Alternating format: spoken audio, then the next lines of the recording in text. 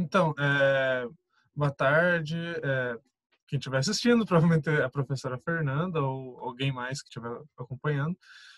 Eu vou realizar agora um trabalho para o segundo quadrimestre no curso de Pedagogia na UTA da Literatura, da Língua Portuguesa. Meu nome é Leandro Antônio de Souza, estou na turma do mês 6 de 2019 e agora eu vou realizar uma entrevista com meu amigo parceiro do GASP, da Uninter, o André Henrique, que eu não sei falar o outro nome, Pereira. Então, primeiramente, bom dia, boa tarde, boa noite a todos, boa noite, professora, boa noite, Leandro, tudo bem? Eu sou André Henrique Boazejewski Pereira, o nomezinho, essa descendência é complicada. E estou à disposição, principalmente com relação à área literária, e o que você quiser perguntar, à vontade, Pia, tamo junto. Então, né? Bom, a atividade da página 116 é proposta pela professora, que seria entrevistar sobre leitura, como que aprendeu a ler, o que leram, o que pensam. Só que eu tomei a liberdade de colocar umas questões a mais justamente para discutir o que ela propôs, que seria algumas soluções, algumas coisas, e para isso essas perguntas vão ser muito importantes. Então, já queria começar com duas perguntas, mas vamos responder de maneira separada para ficar um pouco mais organizado. Desde quando você lembra? Vamos lá. Eu fui incentivado durante a minha infância, principalmente por parte de mãe, a realizar leituras. Eu não vou dizer certinho com quantos anos eu de fato iniciei a ler livros por conta própria e tudo. Eu fui bem influenciado pela minha mãe e pela escola. Mas eu posso dizer, pelo que eu me recordo, quando eu já estava no sexto, sétimo ano do fundamental, eu já tinha um gosto próprio para leitura. E eu comecei lendo um livro que meu pai me deu, e assim, quando a gente tinha a oportunidade de ir na biblioteca da escola, eu tomei esse gosto. Minha mãe sempre me motivou, sempre ouviu eu conversando sobre leitura, eu lia para ela ouvia, conversava junto, a gente fazia uma caminhada, uma trilha junto, uma construção. Então, eu vou arredondar aqui entre o sexto e sétimo ano, eu de fato tomei gosto.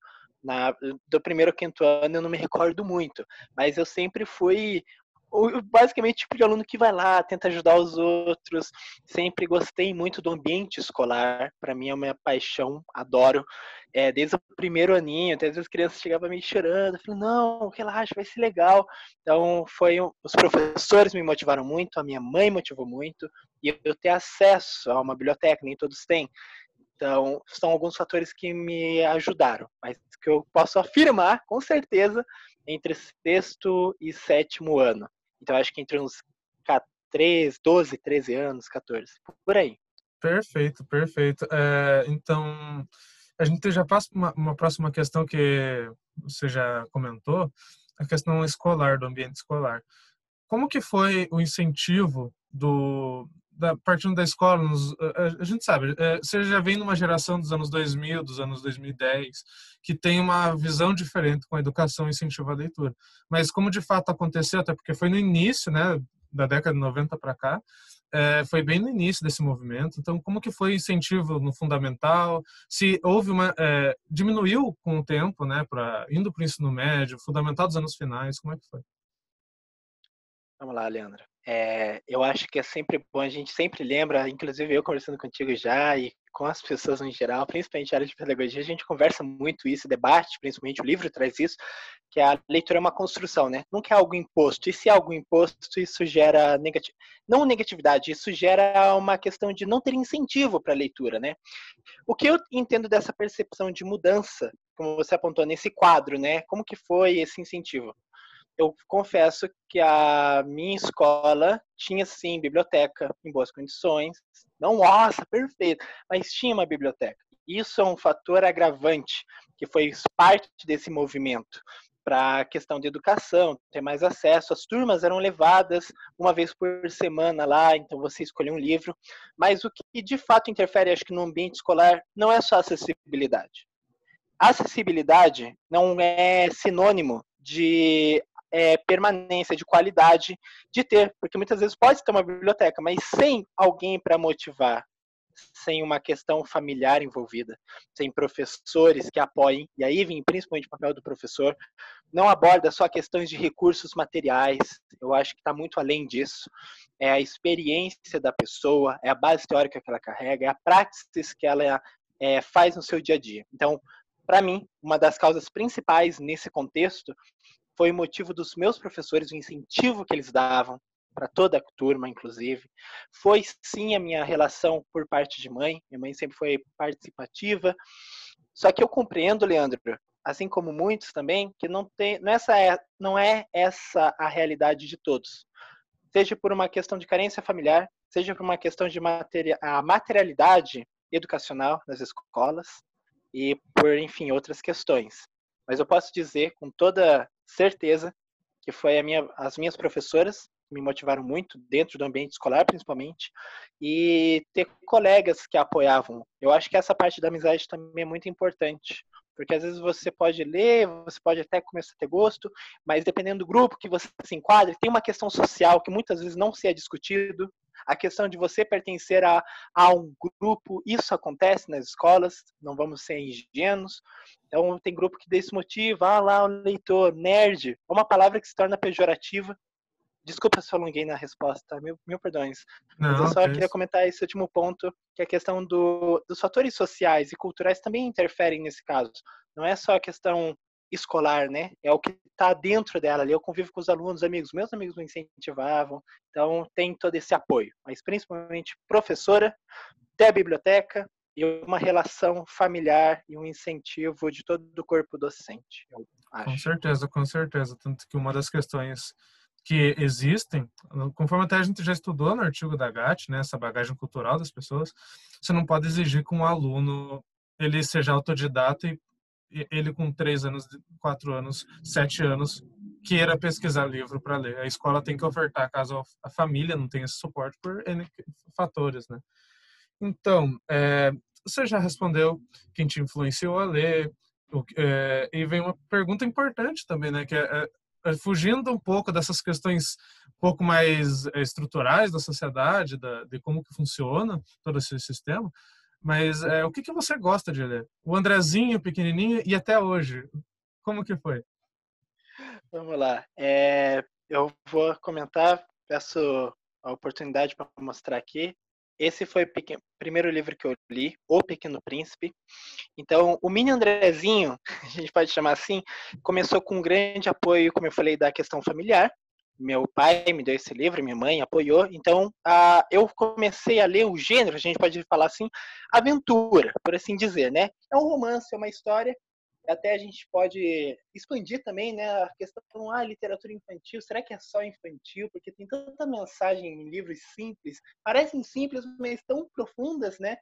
Eu comecei com essa questão da aventura.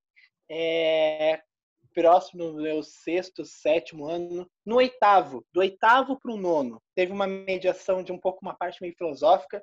Eu li um livro chamado Mundo de Sofia, e aí vem um pouco o meu gosto pela questão acadêmica, pela questão da funcionalidade, como que se escreve. Eu tentei escrever várias vezes, meu sonho de criança, eu vou escrever um livro, começava, parava. Gostei muito de Star Wars, tive uma influência grande em questão de séries, puta.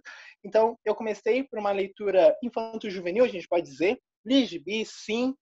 Eu, particularmente, não curti o gênero. Eu acho importante ser trabalhado, principalmente você se identificar, você ter seu gosto. E não é obrigado a gostar de uma literatura específica. Discriminar quem não gosta de gibi ou não. Mas eu, particularmente, não gosto tanto, não curto tanto. Mas livros, assim, com um certo romance, com uma certa aventura, com um certo suspense e drama, eu gosto muito de teatro. Gosto, já fiz peça e tudo. Então, eu acho que são fatores que colaboram, né? Comecei, então, do sexto ao sétimo, uma leitura mais, entre aspas, leve, mais infanto-juvenil. Do oitavo para o nono, uma questão mais filosófica, mais reflexiva sobre alguns pontos do mundo de Sofia. Quando eu estava na transição do nono para o primeiro ano do ensino médio, eu li a trilogia Senhor dos Anéis, comecei a realmente ter uma questão mais cognitiva, mais pessoal. Falar, pô, olha o mundo de fantasia, o espetáculo, né, o místico. Eu posso dizer que eu gostei muito da parte mística, da criação de mundos, fui influenciado também por questões de RPG de mesa, para quem conhece, tudo eu acho muito bacana. A D&D é um clássico, então fui expandindo esse universo. E atualmente, o André, de 19 anos, cursando pedagogia, grupo de pesquisa e tudo, estou numa fase um pouco mais acadêmica, em sentido a autores. E a leitura, para mim, despertou esse gosto, fez eu compreender melhor a realidade. Não é uma questão de pura, simples associação de frase. Não é uma, eu entendi essa história. Acho que a leitura, Leandro, possibilita, acima de tudo, compreensão de mundo. Seja um mundo místico, envolvendo a imaginação e fantasia, seja o nosso mundo concreto. A questão de interpretação, é clichê falar isso, mas ajuda na matemática, ajuda na biologia. E esses professores, eu acredito que podiam dar uma incentivada também nessa questão literária. E basicamente é isso. Então, eu passei para a fase infanto-juvenil, fui para uma questão mais reflexiva de aventura, terminando na questão da fantasia, do místico, do drama. E hoje em dia eu me identifico mais com drama e livro acadêmico. Mas estou tentando, e assim como eu acredito, junto com a autora do livro, é importante sim a gente ler livro acadêmico, é a base da praxis pedagógica e teórica do professor, mas também é importante o livro literário, porque eu acho que os dois não são diferentes, eles se complementam, eles se unem. Exato, perfeita colocação. Então, a gente, como a gente já viu, você ainda continua com esse hábito de ler, mas na sua opinião, o que mais atrapalha na questão de você ler mais, se você se cobra com isso, e o que poderia ser resolvido, né, para esses problemas que você encontra para dar continuidade a uma leitura um pouquinho da maneira que você idealiza, da maneira para cumprir umas metas ou até ampliar essas metas.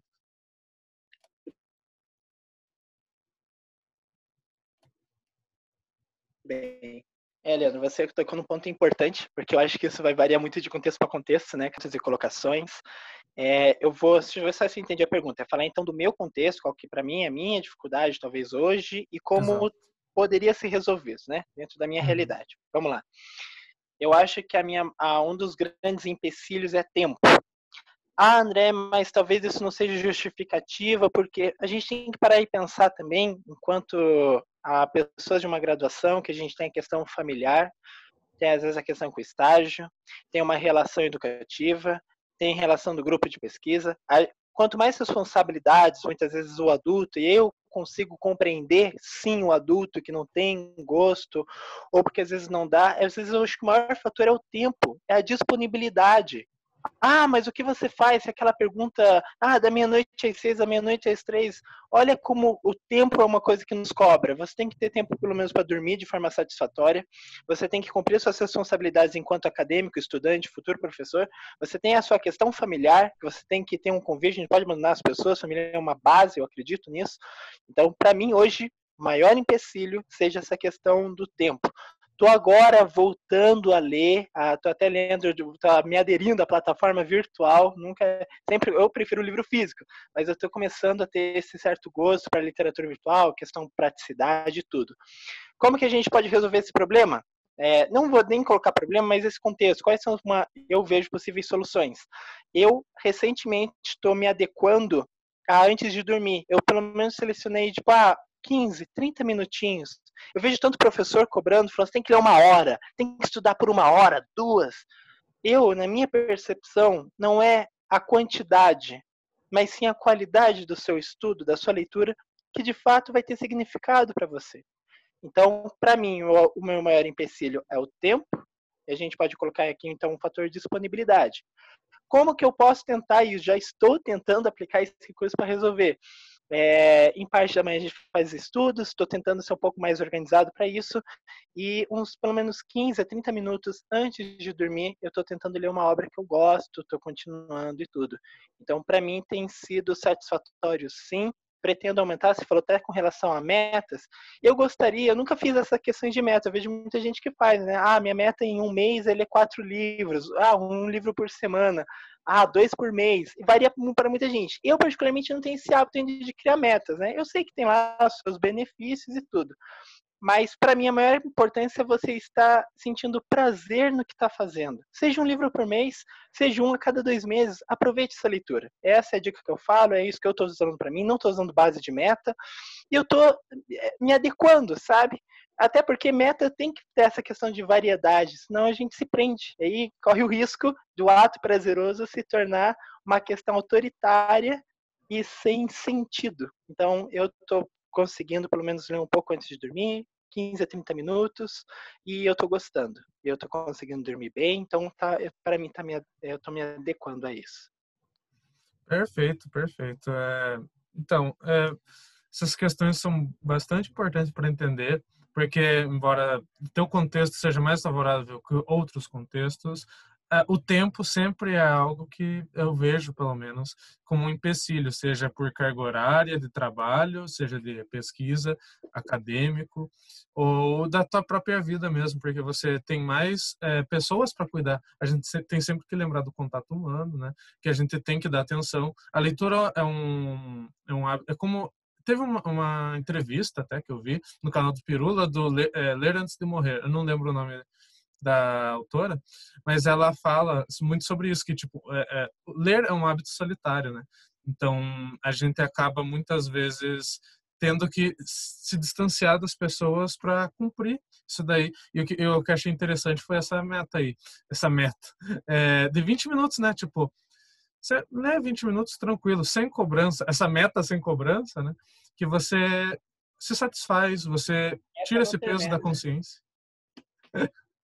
Você tira esse peso da consciência, né? De que, tipo, eu sou obrigado a ler tudo de uma vez. Não, eu leio um pouquinho e, ao mesmo tempo, você também se conforta, porque você sente que fez algo, né? Então, adequar esse horário, nem que seja só um capítulo, uma página, o que der no contexto, eu acredito que seja um aliado importante, né? Para a maioria das pessoas e das diversas realidades. Então, muito obrigado pela entrevista, né? Se você quiser alguma consideração final, a palavra é sua. Eu só vou pontuar. Muito obrigado, Leandro, a todos que estão assistindo, professora, pela oportunidade. E eu concordo plenamente contigo. É exatamente o não ter, eu brinquei, né? Mas o não ter a meta é não ter uma meta. E não que isso seja falta de organização, sabe? Muita gente, eu acho que você falou, Leandro, um ponto principal da literatura. Não pode ter cobrança, uma cobrança que te faz mal. É o oposto, ela tem que fazer bem. Eu vejo isso em meio educacional, onde os professores expulam, você tem que ler 2 semanas esse livro aqui, me fazer um resumo, pá. Como você vai motivar seu aluno, sendo que às vezes ele não está com aquilo? É uma coisa é incentivar, a outra você é cobrar, porque tem que ler.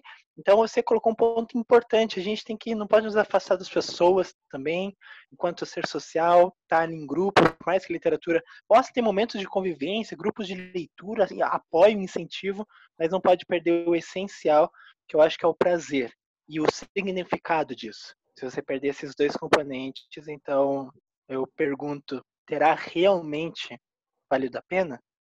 Ou você só fez porque tinha que fazer? Uma pergunta importante, a gente fica se refletindo nisso. E às vezes você falou, né? Não é, um capítulo, uma página. Eu li aqui uma página, putz, entendi. Então, varia de contexto para contexto. Quero mais uma vez agradecer a oportunidade. Eu sei que para ti também é uma correria, a gente está nessas loucuras de lida. Ler o capítulo é importante, sistematizar é importante, praxis é importante, mas acima de tudo, prazer e significado. Muito obrigado, Leandro. Obrigado, turma, professora. Boa noite a todos. É um prazer.